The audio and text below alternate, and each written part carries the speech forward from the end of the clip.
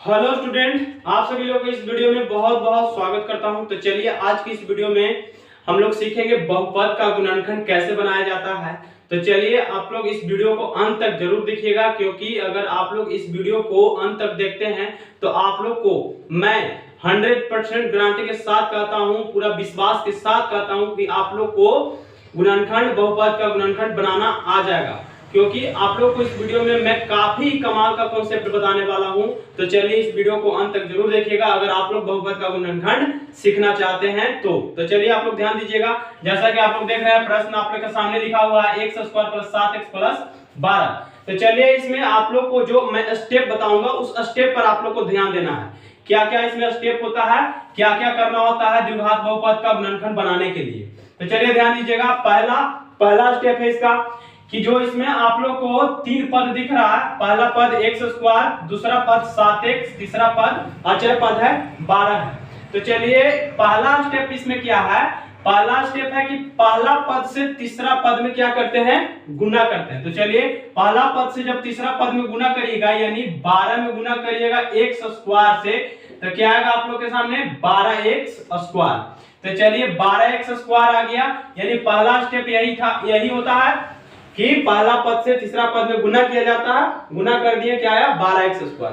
अब चलिए दूसरा स्टेप पर ध्यान देना है। दूसरा स्टेप पर क्या ध्यान देना है, दूसरा स्टेप क्या होता है, दूसरा स्टेप होता है कि अब ये जो आप लोग को द्विघात बहुपद दिख रहा है, तो द्विघात बहुपद में ये जो बीच वाला पद आप लोग को दिख रहा है, अब इस बीच वाला पद को हम लोग क्या करते हैं, दूसरा स्टेप बता रहे हैं। बीच वाला पद को क्या करते हैं कि बीच वाला पद को दो ऐसे पद में तोड़ना है। क्या दूसरा स्टेप है, बीच वाला पद को दो ऐसे पद में तोड़ना है जिससे कि जोड़ने पर क्या आ जाए, 7x भी आ जाए, यानी जोड़ने घटाने में क्या है 7x आ जाए, और गुना करने पर आपको 12x² भी आ जाए। तो यही दिमाग लगाना होता है। दूसरा स्टेप यही है, द्विघात बहुपद के गुणनखंड जब हम लोग बनाते हैं तो दूसरा स्टेप यही है, यही बात को ध्यान में रखना होता है। तो चलिए ध्यान दीजिएगा।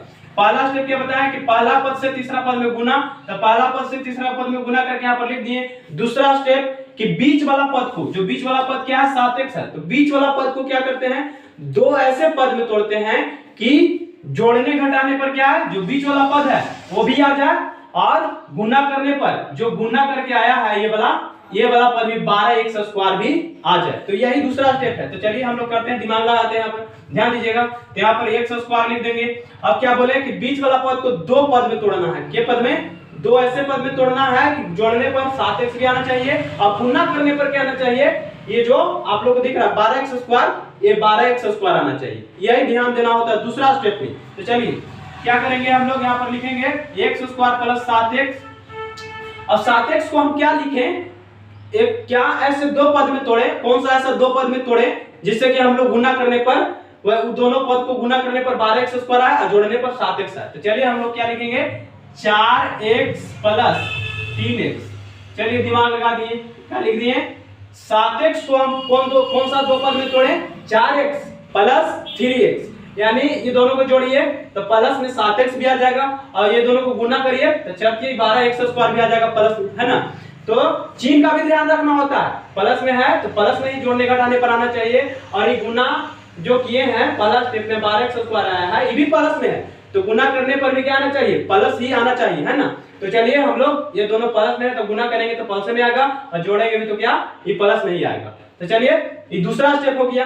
तीसरा स्टेप में हम लोग क्या करते हैं, तीसरा स्टेप में हम लोग ध्यान दीजिएगा। तीसरा स्टेप में ये बात को ध्यान रखना होता है कि अब देखिए पहले था 3 पद, अब इसमें एक पद की संख्या बढ़ गया, कितने पद बन गए, 4 पद बन गए, 2 2 4 पद। तो अब क्या तीसरा स्टेप में क्या करना होता है कि ये दो पद को और ये दो पद में क्या करते हैं, कॉमन करते हैं। तो हम लोग को ये बात ध्यान में रखना होता है कि ये दो पद में क्या कॉमन है उसको कॉमन कर लेंगे, और ये दोनों पद में क्या कॉमन है उसको कॉमन कर लेंगे, है ना। तो ये तीसरा स्टेप है, ये तीसरा स्टेप। तो ध्यान दीजिएगा, ये दोनों पद में क्या कॉमन है, तो ये दोनों पद में देख रहे हैं कि x कॉमन है, ये x² है, इसके साथ भी x लगा हुआ, तो x कॉमन है, तो x ये दोनों पद में x कॉमन कर लीजिए। तो x कॉमन कर लेंगे तो क्या बचेगा, ये x² था, यहाँ x बचेगा, प्लस इसमें केवल एक x लगा हुआ था गुना में, तो ये x कॉमन हो गया, तो क्या बचा, सिर्फ 4 बचेगा, है ना, सिर्फ 4 बचेगा।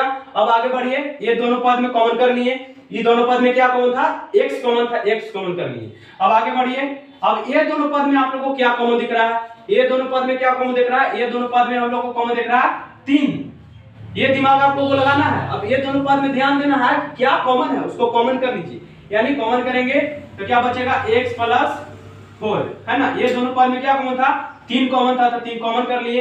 ये हो गया तीसरा स्टेप। अब चौथा स्टेप में क्या करते हैं, तीसरा स्टेप में आप समझिए कि आप लोग का गुणनखंड बन गया।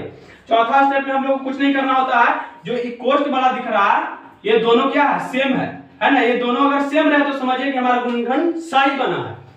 चलिए तो चौथा स्टेप में क्या करना होता है, चौथा स्टेप में आप लोग को ये जो कोष्ट वाला दिख रहा है इसको एक बार लिख दीजिए x प्लस 4 और x प्लस 4, और जो दोनों में कॉमन है, इसमें कॉमन क्या है x और इसमें कॉमन क्या है, इसमें कॉमन कितना लिए हैं 3, उसको अलग लिख दीजिए x प्लस 3, क्या x प्लस 3। तो चौथा स्टेप यही है कि जो कोष्ट वाला दिखेगा उसको एक बार लिख दीजिए, और जो ये दोनों कोष्ट में जो कॉमन किए हैं उसको एक बार अलग से लिख दीजिए, है ना। तो भी प्लस में था, इसको लिखे आई भी प्लस में था, यानी x प्लस 3 उसको अलग लिख दिए। तो चलिए ये आपका गुणनखंड बनके तैयार हो गया, यही है आपका आंसर। तो इस तरह से हम लोग द्विघात बहुपद बनाने, द्विघात बहुपद के गुणनखंड बनाने के लिए ये 4 स्टेप पर आप लोग को ध्यान देना है, यही स्टेप है। तो चलिए अगर आप लोग ये बात को समझे हैं तो बहुत अच्छा, मैं बहुत ही बेहतरीन ढंग से समझाने का प्रयास किया हूं। तो चलिए आप लोग ध्यान दीजिएगा।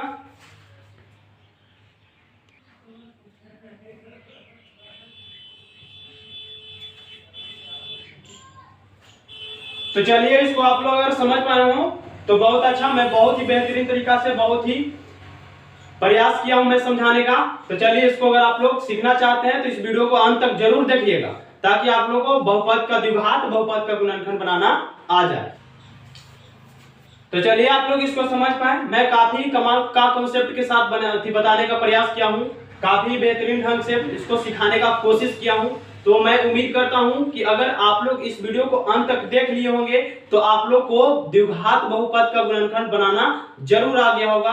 तो चलिए इसको देखकर आप लोग से मैं यही कहूंगा कि इसको देखने के बाद खुद से भी प्रैक्टिस करिएगा, ताकि आप लोग को बहुपद का गुणनखंड ढंग से बनाना आ जाए। चलिए इसको नोट करिए, अगर आप लोग ये गुणनखंड बन गया, इसका क्या आया x प्लस 4 और x प्लस 3, ये गुणनखंड बन गया। अगर इसके बाद भी अगर आप लोग से शून्यक पूछा जाए, इसमें शून्यक ज्ञात होता है, शून्यक पूछा जाए तो इसके बराबर क्या करते हैं हम लोग, ये दोनों के बराबर 0 के बराबर रख देते हैं, यानी x प्लस 4 बराबर क्या 4 बराबर 0। तो यहाँ से x का वैल्यू क्या आ जाएगा -4 आ जाएगा, और यहाँ इसके बराबर जब 0 करिएगा x प्लस 3 बराबर 0, इससे यहाँ से क्या आ जाएगा x का वैल्यू, इसीलिए x बराबर -3, है ना। x का कितना वैल्यू आया -3। तो ऐसा हम लोग कब करेंगे, जब शून्य ज्ञात करने के लिए कहे तब, है ना। सिर्फ अगर कहे कि बहुपद का द्विघात बहुपद का गुणनखंड ज्ञात कीजिए तो सिर्फ हम लोग को यहीं तक बनाना होता है ना।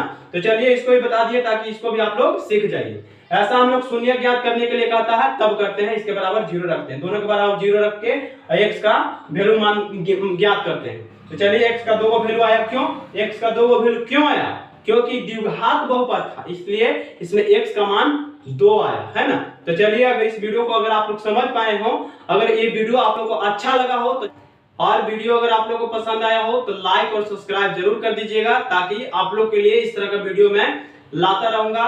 तो चलिए फिर मिलते हैं अगले वीडियो में, धन्यवाद।